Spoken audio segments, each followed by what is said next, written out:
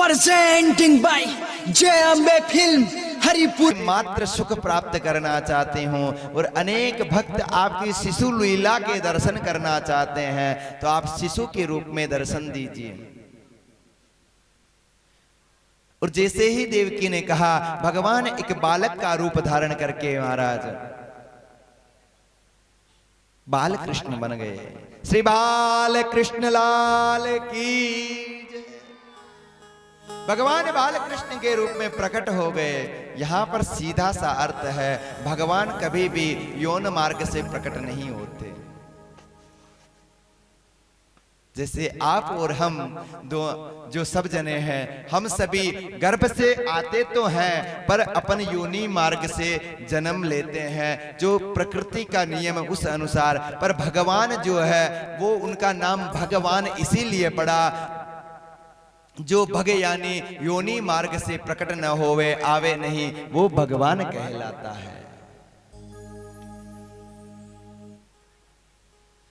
भगवान बाल कृष्ण लीला करने लगे और उसी समय आकाशवाणी हुई कि हे देवकी वसुदेव, आप इसके दर्शन करके इसे नंद और वसुदेव, नंद और यशोदा के यहाँ पर गोकुल में रख करके आ जाओ। जैसे ही महाराज आकाशवाणी हुई तो नंद देव वसुदेव जी महाराज ने कहा कि प्रभु हम कैसे रखेंगे इनको, ये तो सैकड़ों सैकड़ों महाराज यहाँ पर सेवक हैं, यहाँ पर चौकीदार हैं, इनसे बचकर कैसे जाएंगे। भगवान ने कहा आप तैयारी करो, आपकी आगे की जिम्मेदारी मेरी है। रात की 12 बजे से ऊपर का समय हो गया। एक पालने में देवकी ने बालक को खूब चूमा लाड किया और वसुदेव जी महाराज ने उस बालक को एक पालने में लिया। पालने में लेकर के महाराज आगे बढ़ने लगे। जैसे ही आगे बढ़ने लगे, पैरों की बेड़ियां हट गई, हाथों की हथकड़ियां हट गई, सारे द्वारों के ताले टूट गए, सारे द्वारपाल चौकीदार को नींद आ गई। इससे क्या सिद्ध होता है महाराज, जब जब जीव भगवान की ओर बढ़ता है, भगवान के कार्यों की ओर बढ़ता है, उसके सारे बंधन छूट जाते हैं, वो बंधनों से मुक्त हो जाता है। रात का समय है, भयंकर रात्रि, मध्य रात्रि, और बरसात हो रही है। श्री वसुदेव जी महाराज भगवान को लेकर जमुना के तट पहुंचे। वहां देखा तो जमुना मैया आ रही है। फिर भी उन्होंने प्रयास किया कि निकल जाऊंगा, जमुना मैया में वो उतरे। और जैसे ही वो उतरे बीच में गए, और जमुना मैया भी तो कोई कम थोड़ी ही है, वो भी तो मेरे ठाकुर की पत्नी है। उसने भी विचार किया, भगवान मेरा सौभाग्य है कि मेरे ऊपर से ठाकुर जी निकल रहे हैं, ऐसा ना हो कि ये निकल जाए और मैं इनके चरणों को न छू सकूं। उसने अपना स्तर बढ़ाया, धीरे धीरे वो अपना स्तर बढ़ाती गई। और इधर महाराज कभी वसुदेव जी महाराज की छाती डूबी, छाती से महाराज गला डूबा, गले से दाढ़ी डूबी, दाढ़ी से मुख डूबा, मुख से नाक, नाक से आंख। भगवान ने विचार किया, अगर मैंने अपना पैर बाहर नहीं निकाला तो ये मेरी पत्नी कालिंदी, मेरी पत्नी यमुना जो है मेरे बाबा को डुबो देगी। महाराज भगवान ने पालने में से पैर बाहर निकाला और जमुना को स्पर्श कराया। जमुना मैया धीरे धीरे धीरे धीरे नीचे उतरी और वसुदेव जी महाराज को मार्ग दे दिया। बोले जमुना महारानी की। वसुदेव जी महाराज आगे बढ़ रहे हैं और गोकुल गांव में पहुंचे। इधर महाराज शेष जी ने भी भगवान के ऊपर छाया कर दी। वसुदेव जी गोकुल गांव में पहुंचे, वह नंद बाबा के घर गए। नंद बाबा के घर में एक कन्या हो गई यशोदा के, और यशोदा को पता ही नहीं। अब थोड़ी थोड़ी ब्रज की भाषा का उपयोग है जाए तो ठीक रहे। मैया जसोदा की कन्या हो गई, मैया यशोदा को पतो नहीं चलियो। और इधर बाबा वसुदेव जी जो है ठाकुर लाला को महाराज यशोदा मैया की आंगन आंचल के पास रख करके उस कन्या को संग लेकर महाराज मथुरा की ओर निकल पड़े। और ऐसे ही महाराज मथुरा के कारागार में पहुंचे। पुनः वह महाराज बेड़ियां लग गई, द्वार लग गए और पुनः महाराज सारे द्वारपाल जग गए।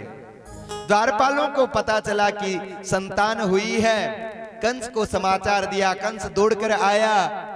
उसने देखा ये तो बालक नहीं कन्या है।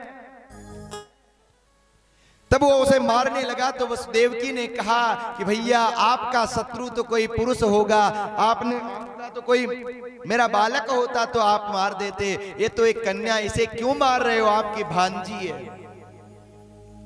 कंस ने कहा था कि आकाशवाणी जो हुई उसने ये कहा था कि गर्भ से मेरा काल आएगा, ये नहीं कहा कि लड़का होगा कि लड़की, क्या मालूम यही मार दे। तो जैसे उसने मारना चाहा, भूमि पे पटकना चाहा, वो महाराज जो कन्या थी वो योग माया का रूप धारण करके महाराज भगवती जोग माया प्रकट हो गई। 8 भुजा रूपनी धारिणी करके महाराज कंस को कहने लगे, बोले जोगनिया मात की। कंस को कहने लगे, अरे दुष्ट तू मुझे क्या मारेगा, तुझे मारने वाला तो कब का ब्रज में पहुंच चुका है, अवतार ले चुका है। और इधर महाराज यशोदा सोई हुई मैया और नंद बाबा की 2 बहनें आई हुई है। एक का नाम संदा और दूसरे का नाम सुनंदा। एक का नाम नंदा और दूसरी का नाम सुनंदा। उन दोनों ने देखा कि मैया के संतान हो गई है तो बड़ी प्रसन्न हुई। प्रसन्न तो हुई पर मन में विचार करने लगी, क्या मालूम भाई ठाकुर जी ने कृपा तो कर दी है, ये जसोदा जो है अभी तक लेटी हुई है, बालक है गयो, बालिका है गई, जो कुछ भी होनो तो हो गयो, पर अभी तक इसकी नींद नहीं टूटी।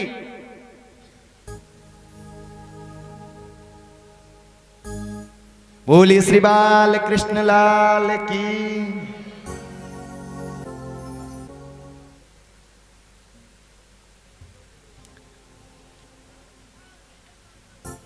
अभी तक इसकी नींद नहीं टूटी। चलो मैं बधाई दूं, उससे पहले पतो तो करूं। 80 साल के मेरे भैया हो गए हैं, 80 साल का मेरा भाई नंद बाबा हो गए हैं। अब इस उम्र में जाकर के संतान भई है। जाने लाला भयो की लाली महाराज नंदा ने क्या किया, तीरे से महाराज रजाई को उठाई, देखा और देखते ही पता चला कि लाली नहीं है, लाला भयो है। तो महाराज चिल्लाती चीखती हुई गौशाला की ओर गई और गौशाला में जाकर के नंद बाबा से जाकर कहने लगे, अरे भैया नंद बाबा बधाई हो।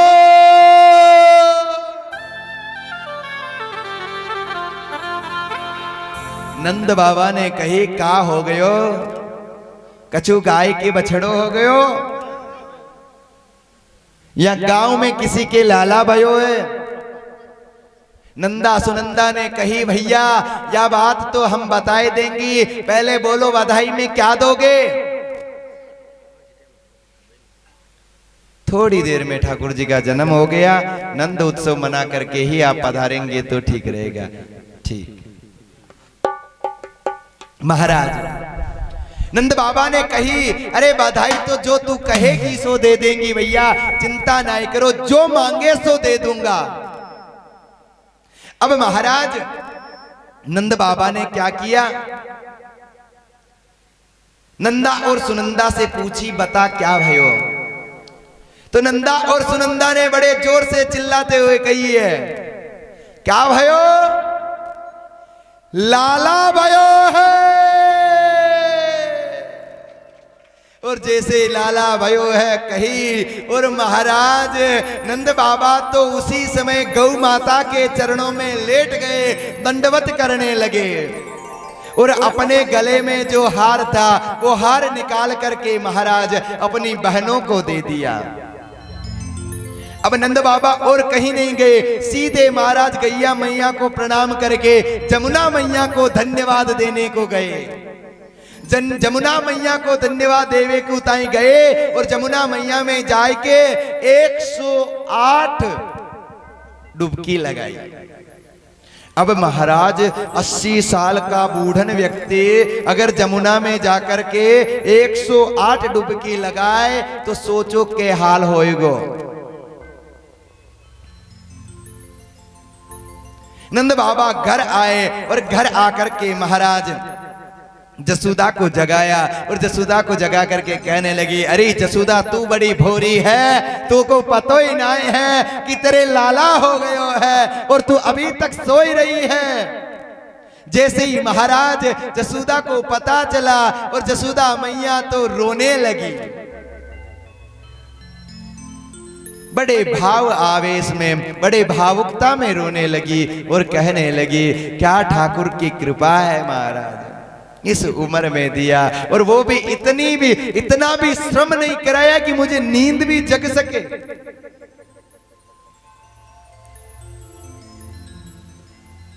दूसरा दिन हुआ, सारे गांव में महाराज समाचार फैल गए कि नंद बाबा के लाला भयो है। सभी लोग श्रृंगार करके इधर उधर से नंद बाबा के घर आने लगे। नंद बाबा के यहाँ उत्सव मनाया जाने लगा और नंद बाबा श्रृंगार करने लगे। अब 80 बरस का बूढ़ा अगर श्रृंगार करेगा तो कैसा लगेगा। महाराज मूछन को तिनगारी और आपने माथे पे पचरंगी पाग पहनी और महाराज अंग रखी जामो पहनो केसरिया और इत्र लगायो और महाराज आंखन में काजल लगायो और बूढ़ो सो नंद बाबा जा कर के सभी सखिन को कह रहे हो है कि भैया मैं कैसो लग रहे हूं।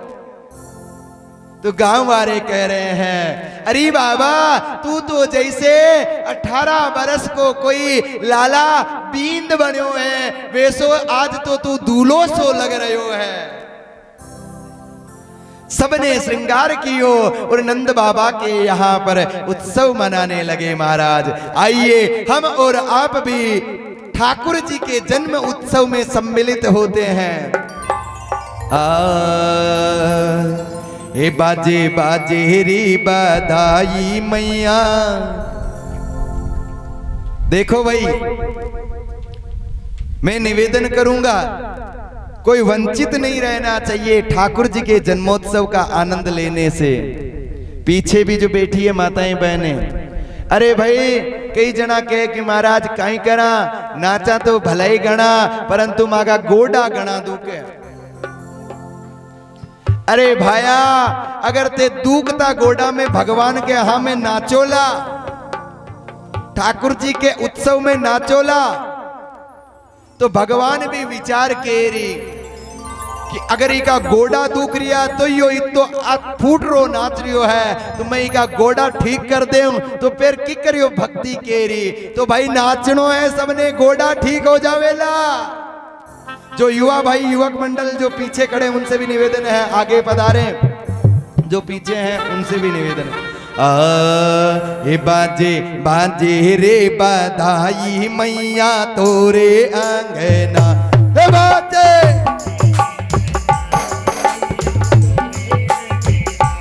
ओ तोरे अंगना यशोदा तेरे अंगना।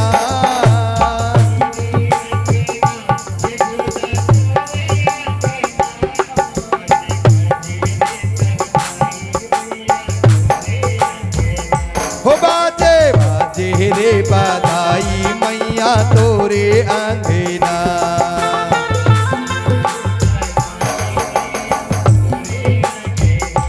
ओ तोरे अंगना यशोदा तोरे अंगना।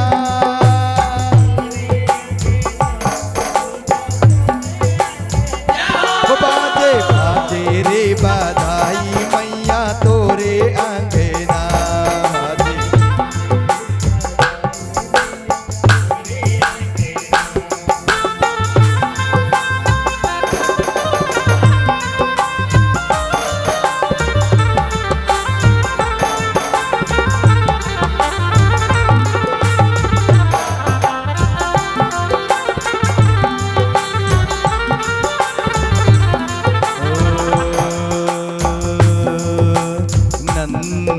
भवन ऐसो सजवायो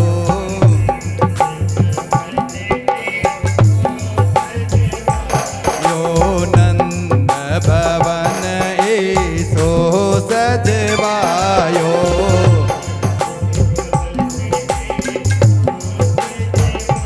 आयो बैकुंठ हूँ को दियो रे लजायो बे